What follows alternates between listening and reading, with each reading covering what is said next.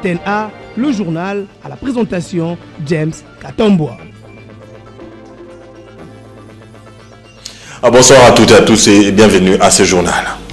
Après les réajustements de l'ECOFIN, l'Assemblée nationale a voté le budget 2015. La loi des finances sera transmise au Sénat pour une seconde lecture avant sa promulgation par les chefs de l'État. Par ailleurs, le projet de loi fixant les règles relatives au régime de sécurité sociale a été adopté à la Chambre basse du Parlement. Alain Bofando Mbungu et Blaise Lunda y reviendront avec image à l'appui. 6 personnes accusées de vol à main armée, notamment le colonel Njeka dit Jagger et sa bande, détenus depuis un certain moment à la prison urbaine de Kikwit, ont été jugés et condamnés à la peine capitale depuis le 13 novembre dernier, puis transférés à la haute cour militaire de Kinshasa après avoir fait appel. Les détails dans ce reportage de Lilandani.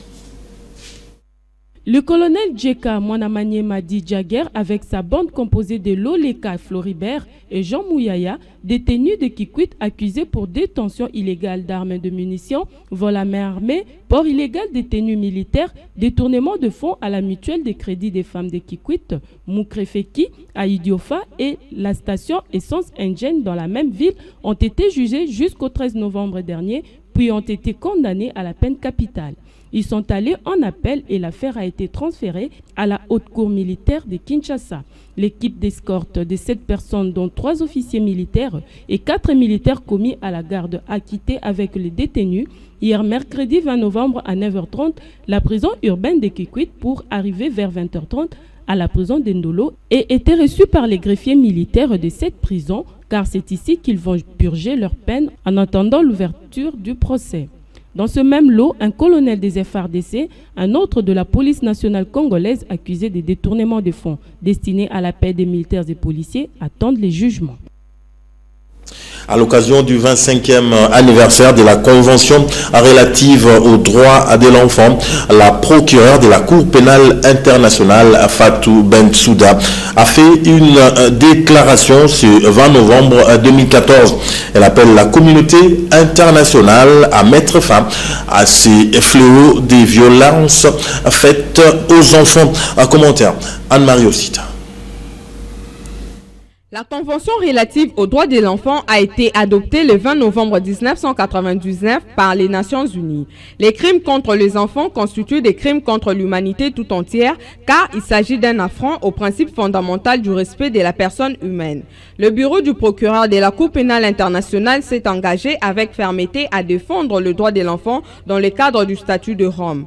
Le bureau du procureur s'est réjoui de continuer à travailler avec la communauté internationale pour mettre un terme à ces fléaux des violences faites aux enfants dans le cadre de conflits armés.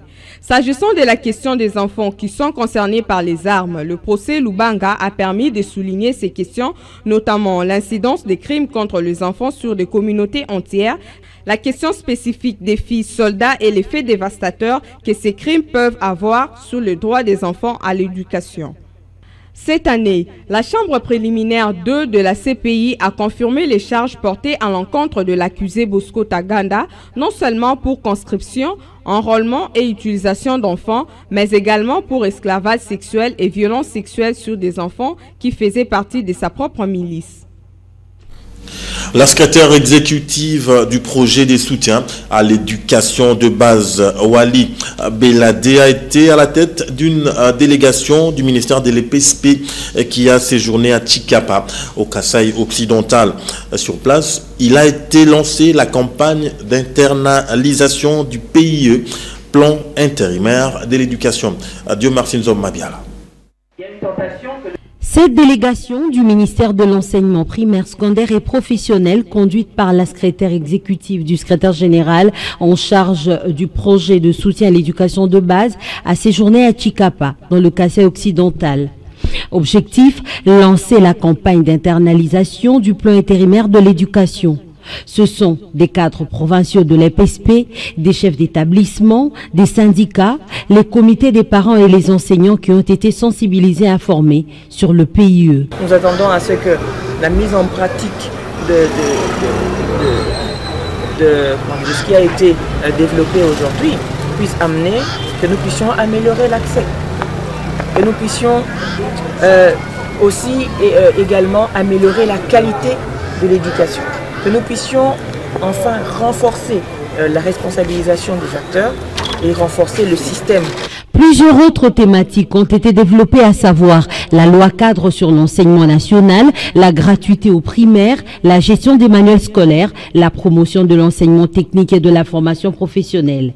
Des réformes que le ministère opère s'inscrivent dans le but d'améliorer l'accès à l'éducation, la qualité de l'enseignement et la gouvernance du système éducatif. Après le lancement de la campagne, les participants se sont répartis en groupes pour élaborer des plans d'action locaux en ce qui concerne le plan intérimaire de l'éducation. SIFPO entendait Support for International Family Planning Organization et les projets lancés ce vendredi 21 novembre par l'association de santé familiale en partenariat avec l'USAID. Ce projet s'inscrit dans le cadre d'accélération pour l'atteinte des objectifs du millénaire pour le développement et permettra de promouvoir à travers le pays les moyens de prévention dans la lutte contre le VIH-Sida, la planification familiale, l'eau et l'assainissement. Dieu merci, Nzob et Duzen Belebele.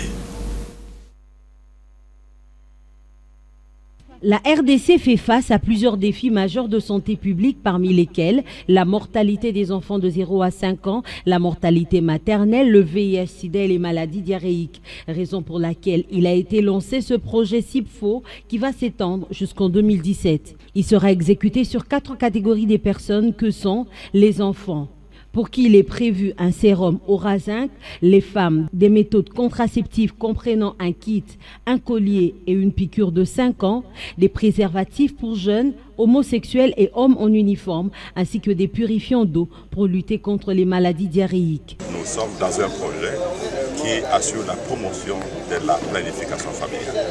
Et l'avantage de ce projet, c'est qu'il combine non seulement les aspects de la planification familiale, mais d'autres aussi des affaires liées à la prévention, à la prise en charge du VIH-Sida, au traitement de l'eau et autres questions de prise en charge de la santé. Un des fondements de cette stratégie est le renforcement des capacités locales avec l'objectif d'atteindre d'ici 2020 près de 600 000 couples armés dans le domaine de la planification familiale, 229 000 utilisateurs de préservatifs et près de 480 000 ayant accès à l'eau potable.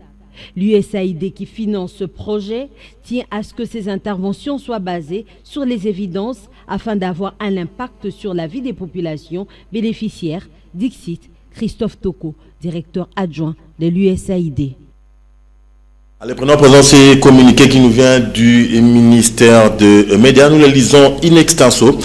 Le cabinet du ministre de Médias chargé des relations avec le Parlement et de l'initiation à la nouvelle citoyenneté informe les publics que subséquemment au rapport de service de l'administration sur le fonctionnement des entreprises de presse audiovisuelle de la ville de Lubumbashi dans la province du Katanga, l'entreprise privée du secteur audiovisuel dénommée Radio-Télévision Lubumbashi Djoua vient d'être frappée d'une mesure conservatoire d'interdiction de diffusion pour non-respect des dispositions légales de diffusion des entreprises privées du secteur audiovisuel, incitation à la haine et à l'insurrection conformément aux articles 9, 52, 85 et 87 de la loi numéro 96/002 du 22 juin 1996 fixant les modalités de l'exercice de la liberté de presse et aux dispositions réglementaires contenues dans les cahiers des charges. Ainsi, cette station de radiodiffusion et de télévision n'a plus le droit d'émettre et de diffuser ces programmes en République démocratique du Congo à dater de ces jours. Fin Kinshasa, le 20 novembre 2014, Dieu merci Mutombo Chibayi directeur des cabinets. Voilà, parlons en télévision, on y est. Le monde entier célèbre le 21 novembre de chaque année la journée internationale de la télévision proclamée par l'Assemblée générale des Nations unies depuis 1996. Aucun organe médiatique à Kinshasa n'a organisé une manifestation et entré à cette commémoration. Les reporters d'antenne se sont donc tournés carrément vers Serge Mumbou, général manager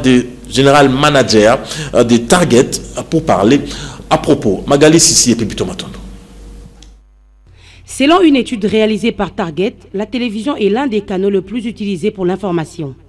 Malheureusement, la négligence observée dans le non-respect des grilles des programmes élaborés dans différentes chaînes de la capitale ne permet plus à plusieurs médias télévisés de garder le monopole et d'être suivis. C'est l'une des raisons qui pousse les téléspectateurs à se choisir des programmes étrangers et s'informer à travers les chaînes câblées et les réseaux sociaux, nous le confirme un expert grâce aux études faites. Bon, la télévision ici, c'est vraiment le média qui est le plus populaire et qui est consommé par tout le monde. Jeunes, adultes, hommes et femmes, en tout cas, c'est vraiment le média qui est consommé par tout le monde, mais chacun a ce qu'il recherche le plus.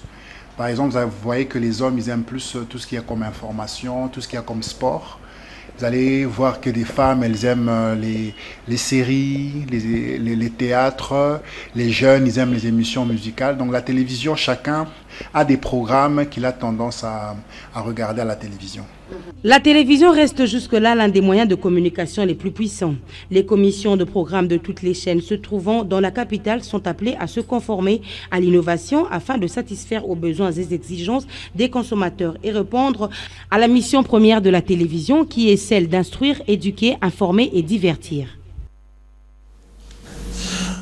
Le chef-lieu de la province du Bandundu fête son 45e anniversaire. Cette commémoration coïncide avec l'inauguration de l'école Epé Touzolana. Le gouverneur du Bandundu, Jean Kamisendou, a présidé ce vendredi 21 novembre 2014 les deux événements. Les détails dans ces duplex de notre correspondant Thierry Kamwanga, qui a été joint au téléphone par Lucie Mamba. La ville de Bandundu a totalisé ce vendredi ses 45 ans d'anniversaire depuis qu'elle a été consacrée par l'État congolais comme chef de la province du Bandundu. Ce qui a justifié ce jour la même action de grâce organisée à la salle Saint-Hyppolite par le gouvernement provincial du Bandundu en présence du gouverneur de province Jean Kamisendou et des autres invités venus de Kinshasa, surtout la présence marquée par les députés provinciaux de la ville de Bandundu. L'abbé derrière Ndambélé, dans son homélie, s'est penché sur l'importance de la terre qui nous a accueillis et qui est aussi le chemin par lequel nous allons quitter ce monde, d'où il nous faut bien agir pour l'intérêt de toutes les générations. Juste à quelques mètres de la paroisse Saint-Hippolyte, le gouverneur de province Jean-Kamisendou a fait un cadeau en ce jour commémoratif à la ville de Bandundu d'une école primaire Touzolana construite sur son propre du gouvernement provincial. Le gouverneur de province Jean-Kamisendou après avoir coupé les rideaux symboliques, a remis cette école au maire du directeur de province éducationnelle de Bandundu. Pour sa part, le maire de la ville de Bandundu, Mme Emelie Lona Masikini, a remercié les gestes posés par le gouverneur de province à l'endroit de la ville de Bandundu, vient encore une fois de bénéficier d'une école primaire avec 3 grands bâtiments, avec une vingtaine de salles de classe. C'est un motif de fierté pour tous les habitants de la ville de Bandundu, enrachérit le maire de la ville de Bandundu. Rappelons que la ville de Bandundu est devenue chef-lieu de la province de Bandundu en 1969 à la faveur d'une ordonnance présidentielle signée par le maréchal Mobutu, déplaçant ainsi les chefs de la province à Kikwit vers la ville de Bandundu. Depuis Bandundu, c'est une Kamwanga pour Anton A. La SONAS totalise déjà 48 ans depuis qu'elle a été créée en République démocratique du Congo. Cette commémoration n'a pas empêché l'administrateur délégué AI de cette entreprise du portefeuille de poursuivre la paye des 90 dossiers sinistres pour les branches d'assurance vie incendie et automobile. C'était au lieu habituel, à savoir l'Imété 7e rue résidentielle. C'est jeudi 20 novembre 2014. Sylvie Fortuné Moula et Willy Kacha. Plusieurs agences de la Société nationale d'assurance ont pris d'assaut l'espace jeudi sinistre de l'Imété 7e rue pour honorer leur engagement avec les victimes des cas des sinistres. Pour ce jeudi, la paie de ce dossier sinistre s'est effectuée à la grande satisfaction des bénéficiaires. On a payé sans problème. Donc c'est une question de respecter la procédure.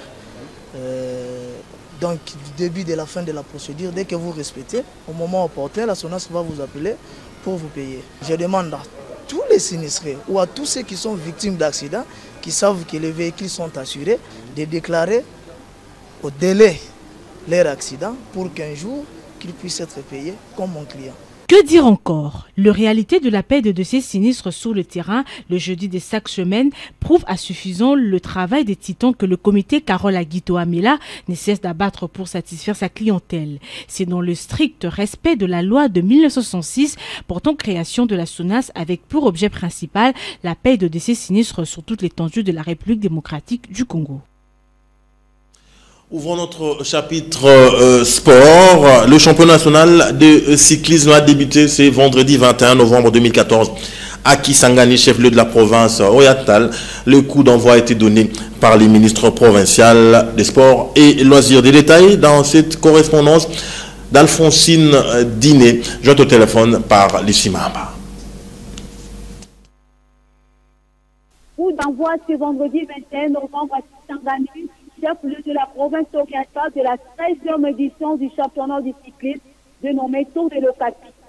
La cérémonie du lancement officiel a eu lieu en l'entrée du pont Sopodé dans la commune de la Chopo sous la présidence du ministre provincial de Sport et Loisirs, Janine Aïe Arroyo, représentant l'autorité provinciale. C'était en présence du maire de la ville, de Mokomer, d'une forte délégation composée du comité de la Fédération congolaise du cyclisme, conduit par le président national Sylvestre Moussa Ombela et le président des ligues provinciales du cyclisme, et enfin les 35 coureurs compétiteurs de cette province de la RDC, parmi lesquels ceux de la province orientale, 12 de Kinshasa, 6 de Katanga, 4 du Nord Kivu, 2 du Sud Kivu et des autres pour la province de l'Équateur. La population est venue également mais aussi à cette activité. Après le coup d'envoi donné par la ministre, d'une manière symbolique, les cyclistes ont fait d'une petite démonstration. Ce dernier ont traversé le pont Chopo jusqu'au Kaskapalata, à peu près 6 km, puis le tour à travers la ville. Notez que le démarrage proprement dit de ce championnat, c'est ce samedi 22 novembre 2014, qui va partir de Banade à Kisangani, long de 128 km. Le dimanche, fin de la compétition, avec remise de différents prix honoraires. Je note également que parmi les compétiteurs, il y a la présence de l'actuel champion du cyclisme 12e édition, Atlan Sidi. Les 8 premiers gagnants qui vont mener le concours iront au Madagascar cette fois-ci pour les comptes des championnats africains. Depuis la ville de Kisangani, Alphonsine Diné de la radio-télévision Canal Vision pour l'antenne 1. La campagne de sensibilisation pour une génération sans sida dans les sports a eu lieu ce mercredi à Kinshasa. Les détails dans ce propos recueillis par Ndaye Lambochi et Damien Maungo. La SCOSI, qui est l'association des sportifs du Congo pour la lutte contre le VIH, dont je suis le président de cette association. Au jour d'aujourd'hui, nous avons le lancement de la campagne Sans Sida Raccroche 2014. Cela veut dire, nous disons, nous les sportifs, non au VIH-Sida. Cela veut dire, nous voulons encadrer cette jeunesse pour qu'ils puissent savoir et connaître le bien et le mal de la VIH-Sida. C'est pour cela que la SCOSI est en train de participer et de donner et d'être sur le terrain pour sensibiliser les sportifs en général. Nous lançons à tous les sportifs congolais qui se protègent et qui puissent avoir la fidélité, l'abstinence et le préservatif pour ceux qui n'ont pas le temps de maîtriser leurs sentiments.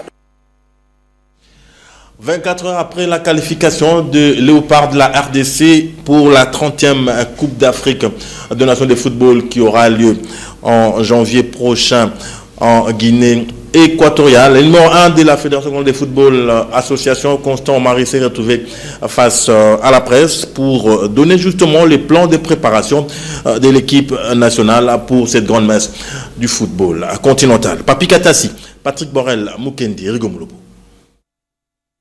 Qualifié pour la prochaine CAN 2015 qui aura comme cadre la Guinée équatoriale, la RD Congo Football aménage sa monture pour aller loin dans cette compétition reine du football africain. Pour ce faire, l'institution fêtière du football en RDC, compte tenu des impératifs FIFA et CAF, se fixe l'idée de regrouper les présélectionnés déjà le 3 janvier. Ce regroupement sera ponctué d'un stage de préparation.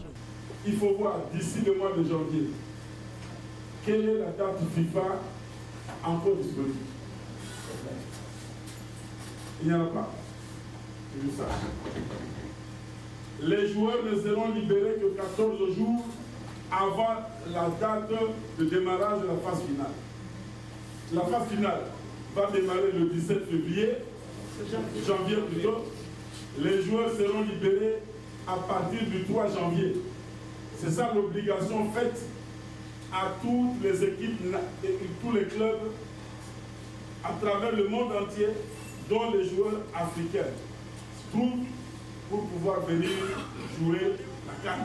La RD Congo, qui a obtenu sa qualification au Forceps, devra tout mettre en son compte pour maximiser ses chances lors de cette phase finale. D'où les organes techniques et politiques doivent conjuguer à l'unisson et pour l'amour de la patrie. Le volley club Espoir va prendre part à la compétition zonale de cette discipline qui aura lieu à Libreville le 1er décembre 2014 au Gabon, bien sûr. Ndaye Lambochi, Papi Katassi, Damien Maungu suivent pas à pas la préparation de ce club. Et il nous propose dans ce reportage une séance d'entraînement. En marge de la première édition de la Coupe des clubs de volleyball de la zone 4 prévue au mois de décembre à Libreville au Gabon, le volley club Espoir continue de se préparer pour défendre l'image de la RD Congo dans ces joutes zonales de la spécialité. Le comité de volleyball club Espoir a mis toutes les batteries en marche pour un bon résultat. Les joueurs et staff techniques sont prêts et surtout l'ambiance, la sérénité règne en maître. Pour l'ambiance, je peux vous rassurer que l'ambiance est vraiment totale, on est tous un et on est en train de partager tout ensemble pour arriver à faire une bonne compétition. C'est une troisième expérience pour nous, donc cette fois-ci, faites-nous confiance. Donc comme nous partons ici, en tout cas nous allons ramener quelque chose de bien. Nous sommes dans la phase finale de notre préparation, parce qu'on a commencé par la préparation physique générale, et puis on a chuté à la préparation physique spécifique sur le terrain, à travers les différents ateliers qu'on a eu à travailler. Et puis enfin, on a entamé la technique individuelle pour enfin commencer la formation d'une équipe. Et aujourd'hui, on est pratiquement à la phase finale. Donc on est en train de faire des sparring pour voir les petites retouches que nous avons à faire. La compétition de volleyball des clubs dans la version masculine de la sous-région centrale est prévue au mois de décembre 2014 aux autorités politiques et sportives de soutenir les ambassadeurs de la République démocratique du Congo. Vous avez peut-être loupé de faire un tour ce matin à votre kiosque à journaux. Tout de suite, séance de rattrapage avec Alain Kiuka Mbambi dans la revue de presse. Bonsoir. Pétrole de Mwanda, les députés veulent voir clair. En croire Forum des As, préoccupé par la nécessaire traçabilité des ressources provenant du brut congolais produit sur la côte atlantique, la commission ECOFIN recommande une mission parlementaire à l'effet d'évaluer le niveau de production réelle du baril de Mwanda. Entre-temps, le journal signale que le projet de budget 2015 a été adopté à l'Assemblée nationale et envoyé au Sénat pour une seconde lecture. Les dépêches de Brazzaville s'intéressent au gouvernement de cohésion nationale dont les contours se précisent selon elle.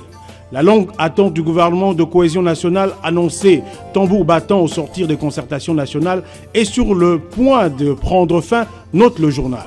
Le journal évoque des indiscrétions recueillies en haut lieu qui laissent entendre que le nouvel exécutif national serait bientôt publié. Probablement, croit-il, ça le sera d'ici à la fin du mois de novembre, avant le déplacement du chef de l'État pour Dakar, où il est attendu à l'occasion du sommet de la francophonie.